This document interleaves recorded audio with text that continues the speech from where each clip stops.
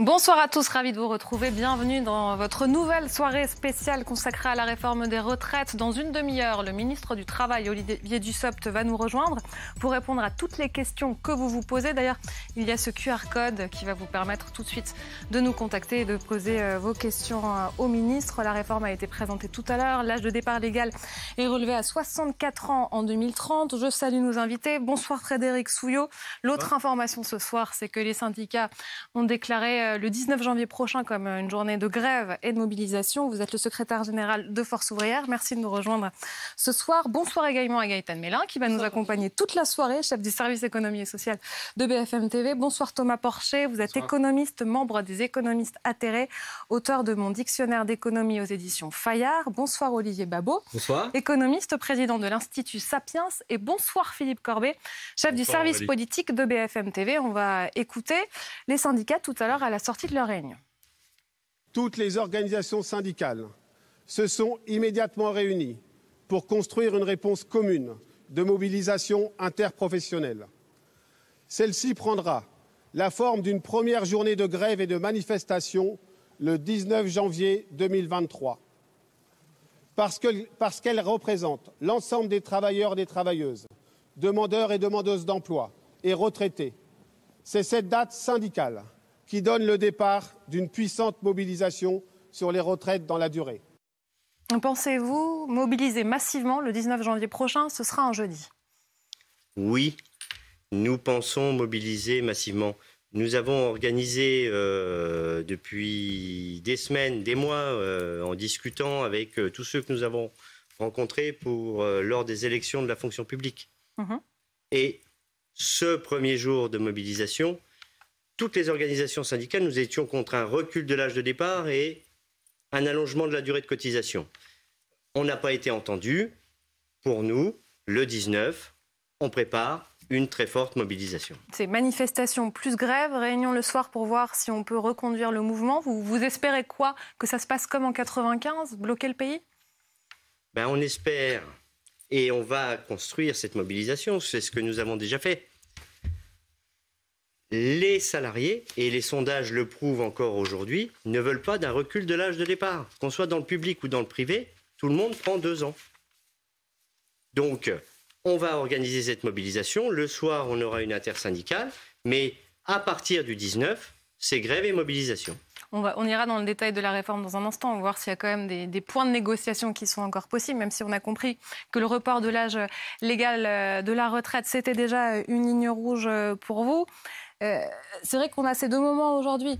On a la présentation de la réforme des retraites et ensuite la réponse des syndicats qui vient très rapidement pour montrer que le front est uni, pour montrer que c'est inédit et pour promettre peut-être une mobilisation importante. Une image des syndicats unis pour la première fois depuis 12 ans, depuis la précédente réforme des retraites qui avait repoussé l'âge légal, c'était la réforme Woerth.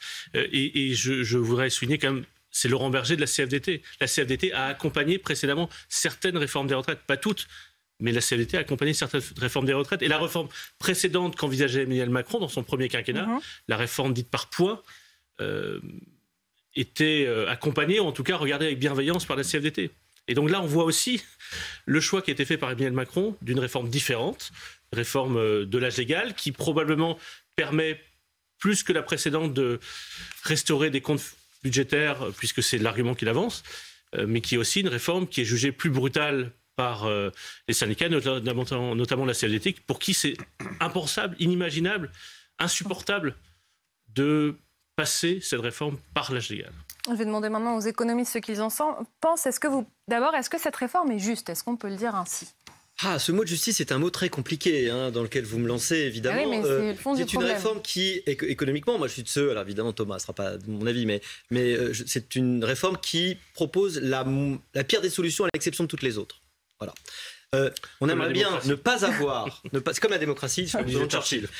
On aimerait bien ne pas avoir à avoir recours à l'allongement de la durée ou à l'augmentation, parce que finalement on a fait un peu un panaché comme on pouvait le prévoir. Mais malheureusement, les autres solutions, elles sont terribles. C'est une augmentation des cotisations. En réalité, c'est quasiment impossible. On est déjà quasiment à 30% du salaire complet dans le privé. Alors, c'est 30% qui part chaque semaine quand vous travaillez du travail que vous passez pour ces retraites par répartition. On ne peut pas baisser les pensions, c'est évidemment pas possible. possible. Le budget de l'État, déjà, on ne prend pas en compte dans les chiffres les 30 milliards qu'on met pour équilibrer les retraites de la fonction publique, qui sont mal comptabilisées. Mais donc on a montré ces 30 milliards par an déjà. On a des besoins qui vont être autour de 20 milliards par an assez rapidement. La seule façon d'essayer d'alléger un petit peu un budget qui devient de plus en plus contraint, c'est de faire cette réforme qui certes est pas agréable, mais enfin, quelle réforme sociale en France est passée dans le consensus ? Zéro, jamais. D'ailleurs, on le disait, la dernière fois que c'était un front commun, c'était déjà pour les retraites. Finalement, ce qui se passe, mais il y a plein d'autres questions qui se posent. Est-ce qu'il fallait s'en prendre plus brutalement aux régimes spéciaux ? Est-ce qu'il fallait faire contribuer les retraités, ne pas faire peser la réforme que sur les salariés ? Finalement, la clause du grand-père sur les régimes spéciaux, c'est peut-être qu'on peut reprocher à la réforme. C'est quand même être un peu mou, mais c'était peut-être pour le gouvernement une façon d'essayer de calmer un petit peu les plus durs. Je n'ai pas l'impression que ça marche pour l'instant. Thomas Porcher ? Je ne partage pas du tout, en fait.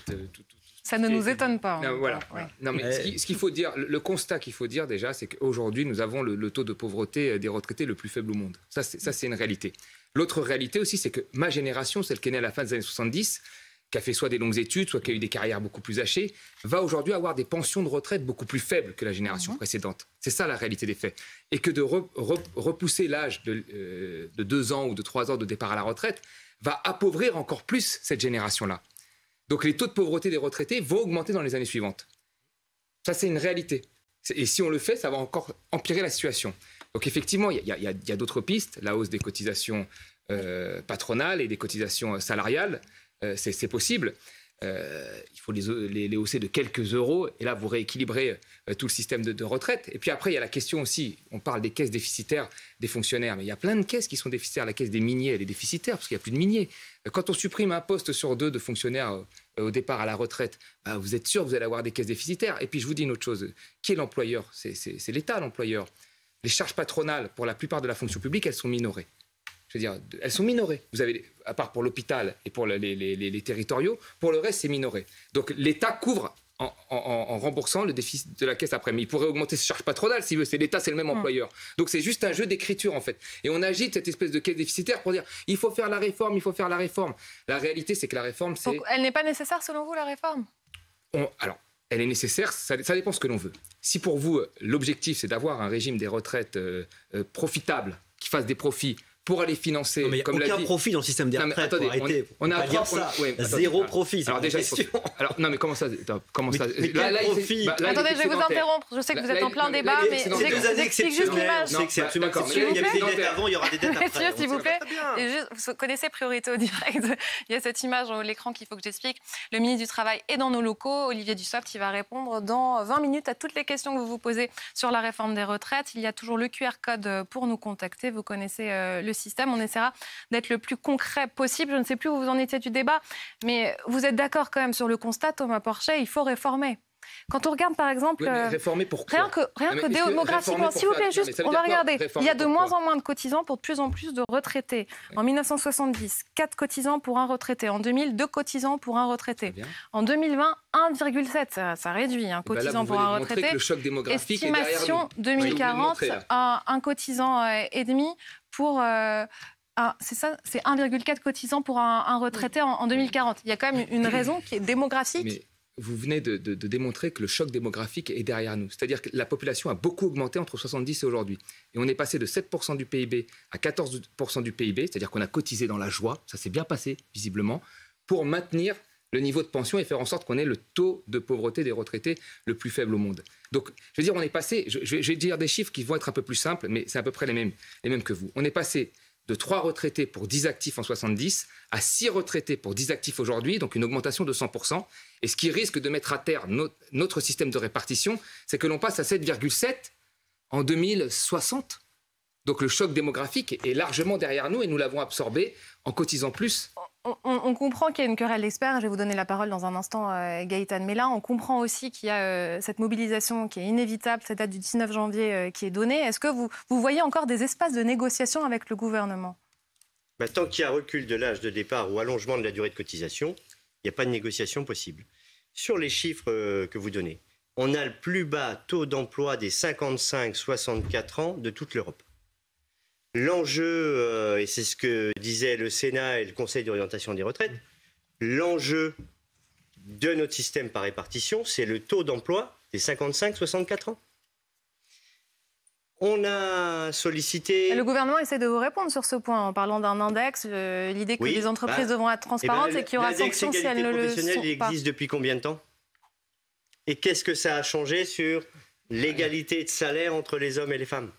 Et demain, cet index, s'il n'y a pas de conditionnalité, s'il n'y a pas de sanction, le gouvernement dit qu'il y aura sanction. On continuera de faire partir des 55, 59 ans et 50% de ceux qui liquident leur retraite aujourd'hui ne sont plus en emploi. J'insiste sur ces espaces de négociation, parce que quand on entend Laurent Berger, je comprends bien que tous les syndicats parlent d'une seule voix aujourd'hui, mais est-ce que ça peut changer demain? On voyait que Laurent Berger insistait sur les avancées, sur la pénibilité, sur en effet aussi l'emploi des seniors. Il disait que c'était des chantiers importants, sous-entendu peut-être qu'il y avait un espace ou pas? Alors, ce qu'a dit aussi Laurent Berger tout à l'heure, c'est que les mobilisations, c'était tout simplement pour faire reculer le gouvernement. Donc, si on retient en fait ce qui a été dit aujourd'hui, c'est que non, la volonté, c'est de ne pas négocier avec le gouvernement, même si vous avez raison. Et il y a des points qui sont très importants pour les organisations syndicales, comme la pénibilité, les carrières longues, ou bien encore cette retraite minimum dont a parlé la Première ministre. Donc effectivement, ce sont des points en plus qui étaient demandés par les organisations syndicales, et le gouvernement, en quelque sorte, les a entendus parce qu'il y a des avancées sur un certain nombre d'entre eux. Donc, est-ce que ça sera suffisant? La réponse, vous venez de le dire, c'est que si le gouvernement ne recule pas sur ce point très précis du décalage de départ à la retraite, je ne pense pas que ça suffise. Oui, la ligne rouge, c'est l'âge légal de départ à la retraite. Mais vous êtes prêt à aller jusqu'où? Comment va se passer la journée du 19 janvier? Qu'est-ce qui va faire qu'ensuite vous vous dites nous sommes suffisamment forts pour continuer le mouvement? Ça peut aussi faire un flop. Ça ne fera pas un flop. Regardez les sondages. Aujourd'hui, cette réforme, là où elle est le plus injuste, c'est qu'elle va toucher les plus précaires. Tous les salariés de la deuxième ligne qu'on a mis en avant lors de la pandémie et des confinements, demain, on n'améliore pas leur situation. Mais vous ne pensez pas qu'aujourd'hui, la préoccupation principale de tous ces salariés, que ce soit les fonctionnaires comme les salariés du privé, c'est le pouvoir d'achat, c'est l'inflation, et qu'ils auront beaucoup de mal à se mobiliser justement pour le 19 ou d'autres moments en se disant ça sera imputé sur notre salaire. Et donc, est-ce qu'ils vont faire cette démarche? Je suis sûr qu'ils vont faire cette démarche. Parce que, y compris sur le pouvoir d'achat, et notamment dans la fonction publique, le gouvernement n'a pas maintenu le point d'indice à la hauteur de l'inflation. Il a été revalorisé. Oui, mais pas à la hauteur de l'inflation. Et dégel du point d'indice, apparemment le réchauffement climatique n'est pas encore assez fort pour que ça aille jusqu'à la hauteur de l'inflation. Donc c'est avec la paye qu'on remplit le frigo, bien évidemment, mais c'est aussi avec notre salaire différé. Ce que vous appelez les cotisations, c'est comment est-ce qu'on vit demain. Et aujourd'hui, si l'État, si l'exécutif veut trouver de l'argent, taux d'emploi des 55-64 ans. Et deuxièmement, conditionnalité d'aide publique. 153 milliards, 8,4% de notre PIB en aide publique sans aucune condition aux entreprises. Je parlais hier avec un responsable important d'un parti de gauche, puisque la date du 19 janvier était déjà évoquée comme une hypothèse, qui me disait que c'était une date dangereuse pour les syndicats, car c'est une date très proche, c'est la semaine prochaine, et qu'au fond, les syndicats seraient plus avisés d'attendre la semaine suivante pour se mobiliser, pour être certains qu'il y ait du monde dans la rue, et que la date du 19 janvier était le risque, à entendre son responsable de gauche, de ne pas mobiliser autant qu'il le souhaiterait. Pourtant, il y a déjà le 21 janvier qui avait été décidé par la gauche, par Mélenchon, mais qui avait préparé les esprits quand même. C'est Jean-Luc Mélenchon, c'est le samedi, c'est très différent. La date importante qu'ont en tête les responsables de gauche, par la France Insoumise, c'est la première date de l'intersyndicale. Ce que je veux dire, c'est que les Français ont entendu cette musique, cette mobilisation. Mais d'une certaine manière, l'avertissement de ce responsable de gauche, c'était la date du 19 janvier, c'est la semaine prochaine, c'est un petit peu une date risquée, c'est une prise de risque des syndicats d'avoir une date aussi rapprochée. Parce qu'il faut mobiliser, il faut des bus, il faut que les gens se mobilisent, il faut que des gens soient dans la rue. Si la première journée était, entre guillemets, en demi-teinte, le gouvernement pourrait dire, regardez, il n'y a pas la mobilisation qu'on nous annonçait. Finalement, la réforme est plus ou moins acceptée par les Français. C'est son pari. Il parie sur la résignation les Français, le gouvernement, parce que tous les sondages montrent que les Français sont plutôt opposés à cette réforme. Oui, mais alors c'est plus compliqué que ça. Vous entendez aussi Jérôme Fourquet qui dit on ne sait pas de quel côté, en gros, la pièce va tomber. Oui. Ça peut être très bien l'apathie, l'immobilisme, comme ça peut être un début de colère et nous n'en savons rien. Bien sûr, c'est qu'en période d'inflation, il sait que c'est beaucoup plus difficile de faire grève parce que vous perdez des jours de paye, etc. Les fins de mois sont difficiles pour beaucoup de Français, là. Moi, je pense que tous ceux qui sont en dessous du salaire médian, ça doit être très difficile parce que les salaires réels, c'est-à-dire les salaires en tenant compte de l'inflation, ont chuté comme on n'a jamais vu depuis la Seconde Guerre mondiale. Donc là, c'est très, très difficile. Donc les gens, le gouvernement parie sur le fait que les gens soient résignés, alors qu'ils sont contre, pour dire que c'est un échec. Et moi, je trouve ça un petit peu politiquement peu acceptable. Il peut aussi y avoir des gens qui trouvent leur compte, finalement, dans cette réforme des retraites. Vous pouvez, par exemple, le minimum retraite à 1 200 € brut, la prise en compte de la pénibilité, davantage de critères de pénibilité, les carrières longues, donc l'assurance de pouvoir partir à 58 ans pour ceux qui ont commencé à travailler avant 16 ans. Vous dites qu'il y a des gagnants dans cette réforme. Je ne dis pas qu'il y a des gagnants, je dis qu'il peut y avoir des personnes qui se sentent gagnants avec cette réforme. On peut aussi mettre en avant les aidants qui vont pouvoir bénéficier de trimestres supplémentaires. On peut mettre aussi en avant la parentalité, le fait que les femmes qui ont pris des congés parentaux pour s'occuper de leurs enfants, ça sera pris en compte. Il y a un certain nombre de mesures qui d'ailleurs étaient demandées par les organisations syndicales et qui finalement ont obtenu gain de cause. Donc on ne sait pas encore à quel point finalement, comment vont réagir les Français face à Les syndicats disent non, mais peut-être que pour les Français, ça ira. Vous savez, ce qui aurait fait qu'il n'y aurait pas eu de mobilisation le 19 ou moins de mobilisation, c'est si la Première ministre avait dit pas de recul de l'âge de départ et pas d'allongement de la durée de cotisation. Oui. Mais c'est certain. C'est assez clair. Tous les militants et les travailleurs attendaient. Mais est-ce que vous dites que tout est à jeter dans la réforme, après avoir entendu justement les points énumérés par Gaëtan? Même s'il y a des avancées. Même ça, c'est à jeter? Non. Même s'il y a des avancées. Ces avancées, elles sont par rapport au prochain recul de l'âge de départ. Oui. C'est pas par rapport aux 62 ans d'aujourd'hui. C'est par rapport à 63 dans un an et à 64 plus tard. Oui, ils pourront partir plus tôt que le nouvel âge de départ. On va écouter la Première ministre Elisabeth Borne qui réagissait tout à l'heure à votre nouvelle date de mobilisation. C'était sur France 2 dans le 20h. Moi, je souhaite convaincre. Ce projet, nous y travaillons depuis des semaines, depuis le mois d'octobre. Nous y avons travaillé naturellement avant, mais il a fait l'objet de beaucoup de concertations. Je suis convaincue que nous proposons un projet qui, certes, est un projet d'équilibre et donc demande de travailler progressivement plus longtemps, mais qu'il y a vraiment des avancées aussi.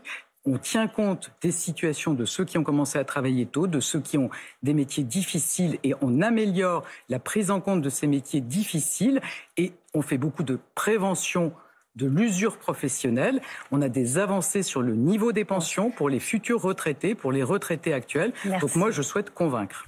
Est-ce que vous pouvez nous raconter en coulisses ce qui se dit aujourd'hui au gouvernement? À quel point cette date du 19 janvier, alors je sais que ça vient de tomber, Philippe, on l'a appris il y a 1 heure, comment elle est perçue au gouvernement? C'est-à-dire qu'ils savaient qu'il y aurait une mobilisation, ils s'attendaient plutôt à la semaine suivante, c'est-à-dire la semaine après la présentation au Conseil des ministres qui est prévue lundi 23 janvier.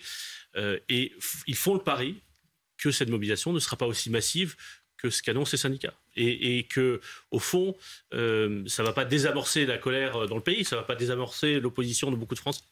Mais ça ne va pas... Il ne va pas y avoir un effet de mobilisation qui dépasserait d'ailleurs cette seule réforme des retraites, avec une agglomération d'inquiétude sur l'inflation, sur le pouvoir d'achat en général. Et ils font le pari que cette première journée ne sera pas à la hauteur de ce qu'annoncent les syndicats. Mais c'est un vrai pari parce que, comme vous le disiez tout à l'heure, c'est un pari de résignation, c'est un pari de lassitude. On a vu l'autre jour dans le dernier sondage là pour BFM TV sur l'état d'esprit des Français en général, pas seulement sur cette réforme des retraites. La lassitude progresse, 7 points de plus en un mois. La colère progresse, 11 points de plus en un mois. Est-ce que dans une semaine, un peu plus, dans une semaine et 2 jours, quand on se retrouvera, est-ce que l'image ou l'impression ou le message du 19 janvier, ça sera lassitude ou colère? C'est la question des 10 prochains jours. Quand je parlais tout à l'heure de la justesse, la justice dans cette réforme, il y a aussi l'idée peut-être de se dire que ce ne sera plus financé par la dette. C'est injuste de faire peser sur les générations futures ce système. C'est un choix collectif, parce qu'on pourrait décider de continuer. Le problème, c'est que la dette devient de plus en plus coûteuse. Les taux remontent, le FMI fait les gros yeux, et l'Allemagne commence à dire ça suffit, et pourrait essayer d'être un peu plus dur avec nous. Et donc, c'est évidemment un signal politique important, cette réforme des retraites, parce que c'est un petit peu la seule chose qu'on peut mettre au crédit d'Emmanuel Macron en termes de réforme profonde et structurelle. Alors, ce qui est drôle, c'est que dans l'amertume des mesures, c'est-à-dire l'allongement, et l'augmentation de l'âge, il y a eu beaucoup de sucré qui a été mis, évidemment. Et le sucré légitime, évidemment, sur les retraites minimum, sur évidemment la pénibilité, etc. Ce qui fait que du coup, elle ne rapporte pas tellement d'argent que ça, à tel point, je ne sais pas si vous l'avez noté, qu'ils ont dû dire, bon, on va quand même devoir augmenter les cotisations retraite. Mais tout de suite en disant, ça ne peut pas être une augmentation nette des prélèvements, parce que ça veut dire qu'à ce moment-là, on est revenu à la solution numéro 1 qui dit, on va juste faire payer plus aux employeurs, entre nous, par salarial, par patronal. C'est exactement la même chose. C'est un jeu d'écriture, mais en fait, il y a deux choses. Il y a ce que paye le patron en coût complet, et il y a ce qu'a dans sa poche à la fin le salarié, le net et le super brut, si vous voulez. Si vous augmentez les prélèvements, vous augmentez ou vous baissez les salaires de l'un et l'autre, enfin, le salaire du salarié ou la contribution du patron. Donc ce qu'ils ont fait, c'est qu'ils ont dit, tant mieux, il y a des caisses qui sont excédentaires, notamment sur les accidents du travail, si je ne me trompe pas. Donc en fait, on va faire un jeu là-dessus, on va baisser la cotisation sur les accidents du travail, notamment, et on va pouvoir augmenter celle sur les salaires. Mais ça veut dire qu'en fait, le gain réel pour l'État, il ne va pas être très fort. Mais on voit dans ce que dit Olivier Babot, en fait, c'est que le but de cette retraite, c'est de faire des économies. Alors, au début, ils nous l'ont dit. Ils nous ont dit, oui, il faut faire des économies pour financer la recherche, l'éducation. On fait des économies sur la dépense pour financer autre chose. Et puis après, ils ont dit non, c'est pour sauver le système de répartition, c'est ce qu'a dit le gouvernement. Puis là, finalement, on se rend compte que c'est pour faire des économies. On est un des pays qui fait le plus d'efforts pour les retraites. Oui, d'accord, mais la question que je me pose, moi, globalement, il y a une dette publique, c'est vrai. Il y a une dette publique qu'il faut surveiller. Je suis d'accord avec ça. Oui, d'accord, mais la dette a augmenté partout. Aux États-Unis, elle est beaucoup plus élevée qu'en France, un pays qui n'a pas le même modèle social que nous. Et surtout, ils ont le dollar. Non, mais d'accord, mais très bien. Mais le Japon, c'est pareil, l'Italie, c'est pareil, l'Espagne, c'est pareil. Donc, il y a l'Allemagne, mais il n'y a pas que l'Allemagne sur Terre. Mais d'accord. L'Espagne a relevé à 67 ans, l'Italie pour le même très bien, mais regardez aussi leur taux de pauvreté, c'est pas les mêmes que les nôtres. Bon, l'Allemagne a 3 fois plus de pauvres que chez nous. Bon, je finis mon raisonnement. Il y a cette dette publique. Mais est-ce que c'est les retraités qui doivent payer la dette publique ? Alors, il y a eu d'abord les chômeurs avec la réforme de l'assurance chômage, maintenant c'est les retraités. Moi, je pense que c'est au gouvernement de savoir où est-ce qu'il doit prélever, on va dire, des excédents les moins douloureux possibles s'il veut rembourser cette dette publique. Et quand on voit que d'un côté, on a eu plus de 50 milliards de baisses d'impôts qui ont été faits sur le premier quinquennat, dont une grosse partie sur les entreprises et les plus riches, et là, on ne nous a pas parlé de la dette, parce qu'on s'est prévu de 50 milliards de rentrées.